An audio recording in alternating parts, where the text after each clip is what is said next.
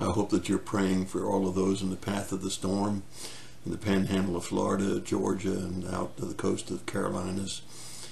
It's going to be a terrible storm, and it's going to create damage, and we just got to pray that it'll be minimal, and that because it's moving forward at a fairly rapid speed, that many lives will be saved and much damage will be avoided, and that the flooding that's already in the Carolinas will not be increased. So please pray. Please pray for all of those in the path.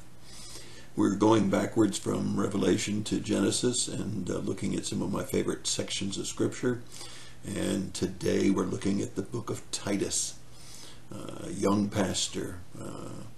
And he is giving the qualifications for elders. Very worthwhile reading through there to see all of the different things that an elder should be in the church.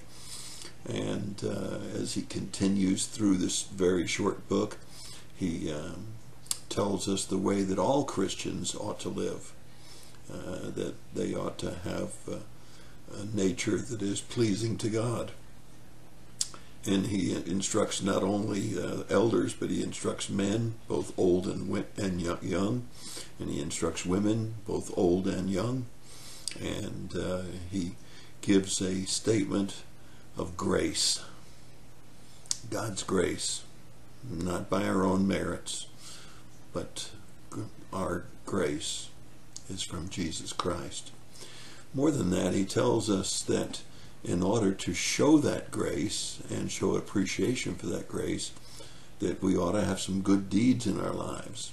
Now that's very consistent with what James is trying to say. Faith without works is dead.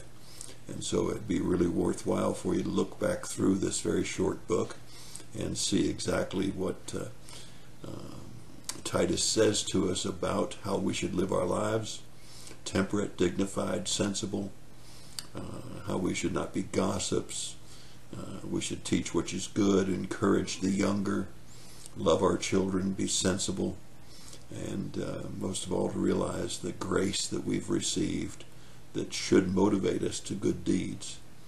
Again, I hope you'll be praying for those in the path of the storm.